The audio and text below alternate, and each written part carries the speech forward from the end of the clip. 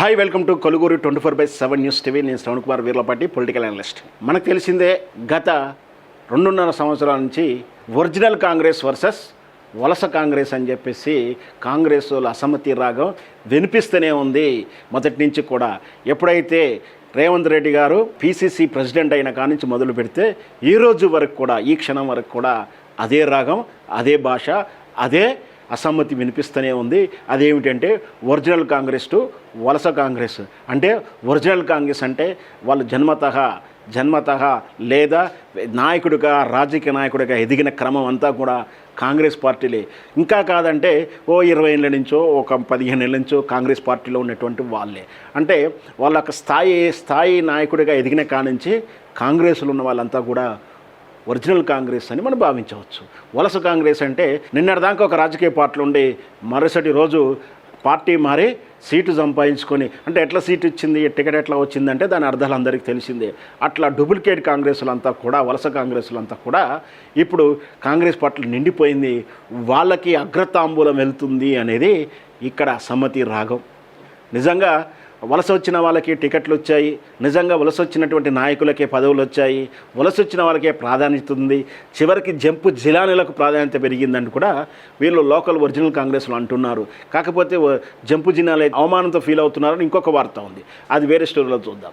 అయితే ఇక్కడ ఒరిజినల్ కాంగ్రెస్ వాళ్ళు నిజంగా పదవులు రాక అసమ్మతితో ఉన్నారు, కానీ కక్కలేక మింకలేక మౌనం వహిస్తున్నారే తప్పించి బహిరంగంగా చాలా తక్కువ సందర్భంలో మాత్రమే బహిరంగంగా మాట్లాడుతున్నారు. కానీ మనం గాంధీ భవన్కి వెళ్ళి ఒక్కసారి చూస్తే వాళ్ళ అసమ్మతి రాగం, గుసగుసలు అన్నీ కూడా మన చెవుల్లో చెప్పేస్తారు. అన్నా ఏం లేదన్నా, ఏం చేస్తామన్నా, అంతా కూడా మాదేం లేదు, ఇక్కడ ఒరిజినల్ గాంధీ భవన్ అంతా ఉట్టిదే, అంతా వలసలదే రాజ్యము, ఇక్కడ మా పని అవ్వట్లేదు. స్పష్టంగా నిన్నగాక మొన్న చూశాంగా షబీర్ అలీ గారు ఏ విధంగా మాట్లాడారు. ఇదే విషయం ఒరిజినల్ కాంగ్రెస్ వర్సెస్ ఈ వలస కాంగ్రెస్ జరుగుతూ ఉంది. ఈరోజు ఏకంగా తెలంగాణ పిసిసి ప్రెసిడెంట్ మహేష్ కుమార్ గారు కూడా స్పష్టంగా చెప్పారు, రేవంత్ రెడ్డి గారు తప్పు చేశారు అనేది. ఏంటి? యాదగిరిగుట్ట పాలక మండలి నిర్ణయం విషయంలో అక్కడ నిర్ణయాలు జరిగినటువంటి కార్యవర్గ సభ్యులు కానీ, దాన్ని చైర్మన్ చేసిన వ్యక్తుల విషయంలో కానీ రేవంత్ రెడ్డి నిర్ణయం తప్పు అని స్పష్టంగా చెప్పారు. ఈ నిర్ణయం ఈరోజే కాదు, నేను నిన్ననే చెప్పాను.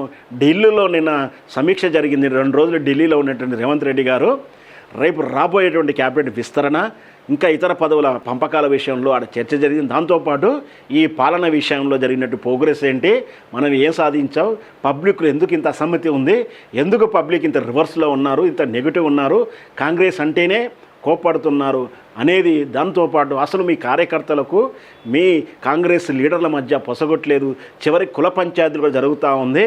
నల్గొండ జిల్లా పంచాయతీ విషయంలో తీసుకున్నా, నిన్న జరిగినటువంటి యాదగిరిగుట్ట నియామకంలో చూశాం కదా, బడుగు బలహీన వర్గాల మధ్యలే నిన్న చూశాం కదా, బహుజనుల బిడ్డ అయినటువంటి ఆ ఈశ్వరమ్మకు పదవి ఇవ్వడం వాళ్లకు కాంగ్రెస్ ఉన్నటువంటి నాయకులకు నచ్చలేదు.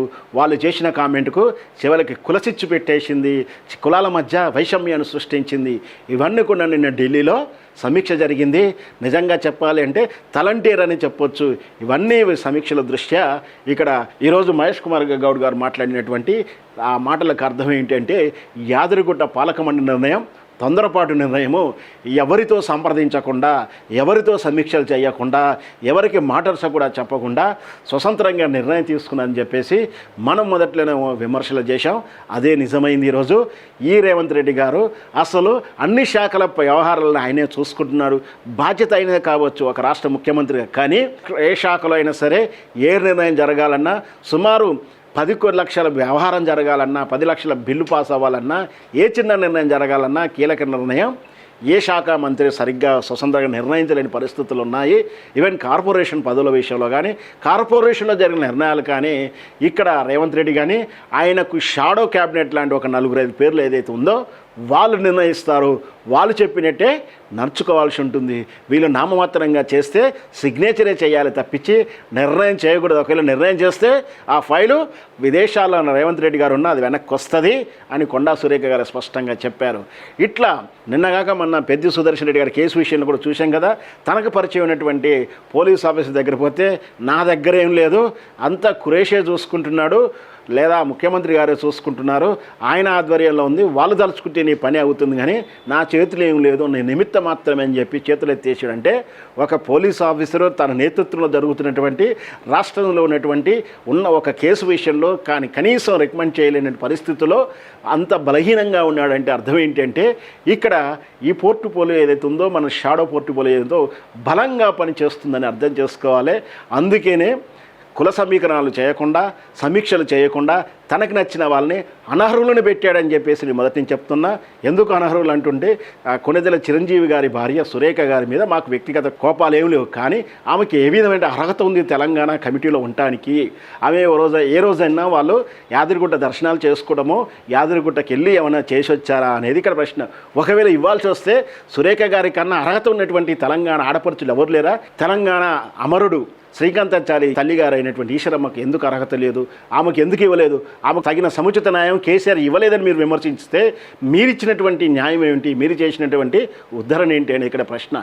ఇట్లా చూస్తే అన్నిటికీ కూడా ఎవరికి కూడా అర్హత ఉన్నటువంటి వాళ్ళకి ఇవ్వకుండా కనీసం కాంగ్రెస్లో ఉన్నటువంటి పార్టీ పెద్దలకు కూడా చెప్పకుండా నిర్ణయం తీసుకోవడం చాలా తీవ్ర పరిణామంగా భావించింది అధిష్టానం. ఆ విషయాన్ని నిన్న ఢిల్లీలో చర్చలు జరిగాయి. ఆ ఫ్రస్ట్రేషన్ నుంచేనేమో నిజాలైతే ఇక్కడ మహేష్ కుమార్ గౌడ్ గారు అయితే క్లియర్గా చెప్పారు, రేవంత్ రెడ్డి గారి నిర్ణయం తప్పుడు నిర్ణయాలని. ఒకటే కాదు, చాలా ఉన్నాయి.